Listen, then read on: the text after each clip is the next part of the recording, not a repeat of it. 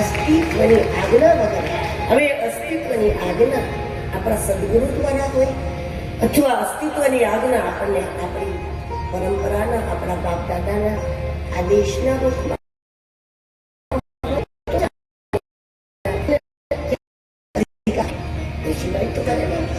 તો વક્તા આપણને પુરાણો આવડી જાય એટલે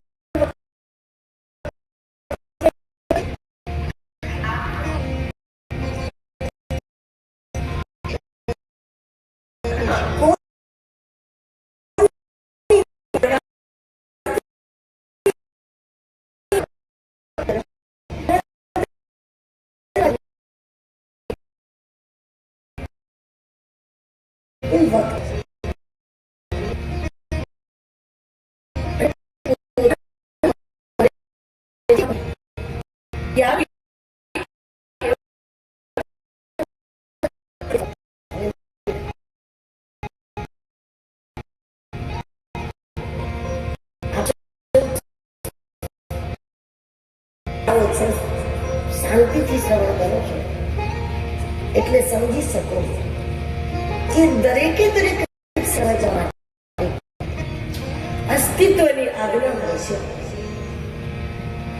અને એક ક્ષેત્રમાંથી નીકળી જવા માટે પણ અસ્તિત્વની આજ્ઞા. અસ્તિત્વ તમને એમ કહે ગ્રસ્થાશ્રમમાં જાઓ, અમુક વર્ષ પછી એનો એક અસ્તિત્વ તમને સંકેત આપે કે હવે ધીરે ધીરે નીકળવા માંડી જાઓ, હવે સરકવા માંડી જાઓ. એમ ચાહે સંસારનું ક્ષેત્ર હોય, કલાનું ક્ષેત્ર હોય, દરેકે દરેક ક્ષેત્રમાં પરમાત્મા એ ક્ષેત્રમાં જવાની પણ આજ્ઞા કરે છે અને અમુક સમય પછી એમાંથી સરકવાની પણ આજ્ઞા કરે છે, હવે નીકળવા માંડી જાઓ. પણ પોતાની મરજીથી જે શરૂ થયા હોય એને ખ્યાલ ન આવે કે હવે અસ્તિત્વ કે છે કે આમ નીકળો, એને એ સંકેત ન સમજાય. એ સંકેત લઈને, આદેશ લઈને જેને આરંભ કર્યો હોય એને જ ખ્યાલ આવે કે એનો એક ઈશ્વર આદેશ કરે કે બસ હવે બહાર નીકળી જા, હવે આમાંથી નીકળી જા, અને એમાંથી સરકવાનો આદેશ થાય. ન સમજીએ અને છતાંય નીકળીએ નહીં તો એના ચિત્રમાં વિવાદ શરૂ થાય. એના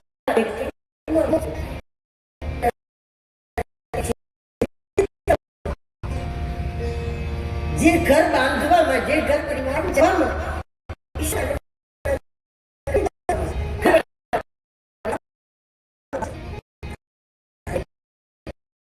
જાઓ, હવે ટિકિટ બનાવો, હવે તીર્થોમાં રહેવા માંડો, ધીરે ધીરે હવે સરખો.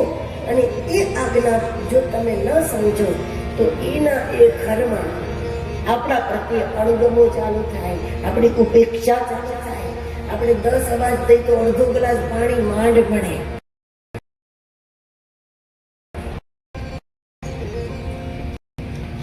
આપણા માટે કંઈક બનાવવું, કંઈ કરવું એ કોઈને ગમે નહીં. આપણે બહાર જાય એવું સૌ ઈચ્છે કે આપણે નીકળીએ, એ બધા મજા આવે અને નીકળી જાય. અને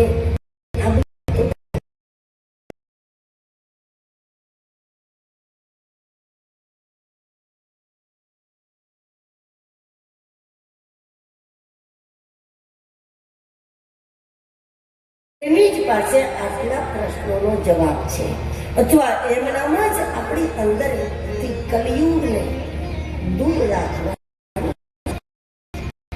આપણે કલિયુગમાં હોય પણ કલિયુગ આપણી અંદર ન આવે એવું એ જ કરી શકે જે ગુણો શુદ્ધજી ના છે. સુખદેવ તો કરોડો એ પણ શુદ્ધજી અપેક્ષા કે આટલા ગુણો જેની અંદર હોય એ આપણી અંદર જન્મ કલિયુગમાં થયો એટલે આપણને આપણી અંદર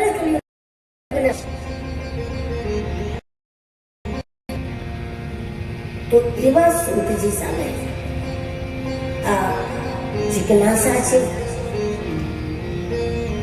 કે મનુષ્યનું શ્રેય કઈ રીતે થાય, આટલા બધા શાસ્ત્રો છે તો એ શાસ્ત્રોનો હવે શાસ્ત્રોનો સાર કાઢી થોડામાં ઘણું બધું આપવું હોય શાસ્ત્રજ્ઞ હોવું પણ જરૂરી અને તત્વજ્ઞ હોવું પણ જરૂરી. કારણ કે ભાગવતમાં જે લખેલું છે એ બધું જ આવું કથામાં એ પણ શક્ય નથી પણ જરૂરી.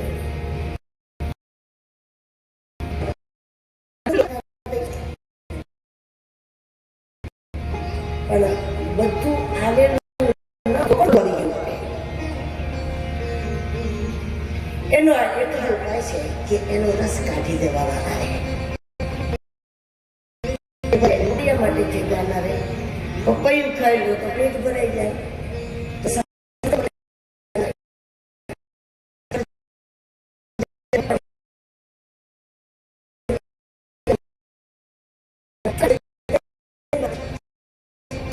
કાંઈ ના રહે અને બધું જો લઈએ તો સમયની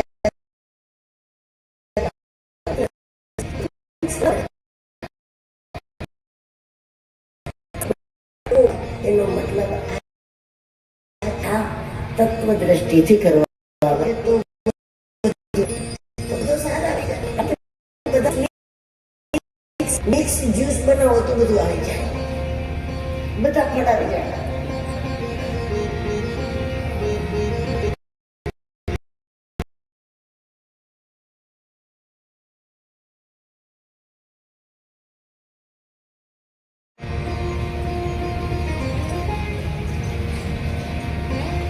આ રીત છે તમને. અને એટલે ધાર્મિક હોવાનો ભરમ ધરાવતા લોકોની સંખ્યા વધે એ ચિંતાજનક છે. કારણ કે એ ખુદ પોતાને માની બેઠા છે એટલે હવે એ સમજવાના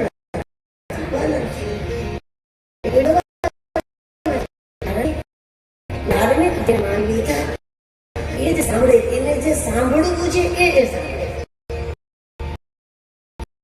એના હિતનું છે એ નહીં સાંભળે, એના કલ્યાણનું છે એ નહીં સાંભળે.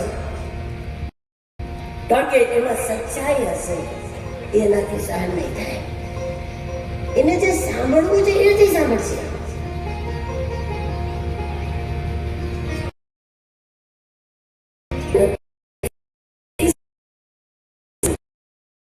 સાંભળીને પણ નજર અંદાજ.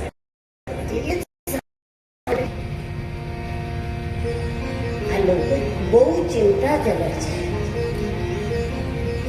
સૌનકજીને ચિંતા છે કે આવા લોકોનો ઉપાય શું વિચારવા, આને કઈ રીતે પહોંચાડવા.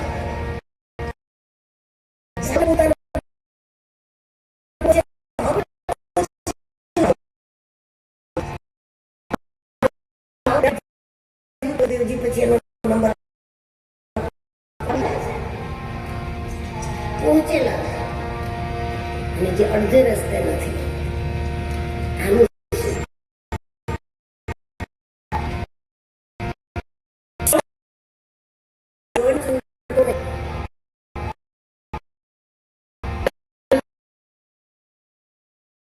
ચિંતા નથી પણ બનાવટી આસ્તિકોની બહુ ચિંતા છે કે આનું શું થશે,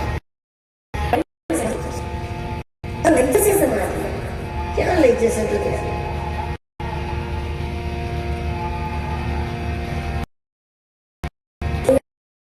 પ્રશ્નો છે કુલ મળીને એક જ પ્રશ્ન.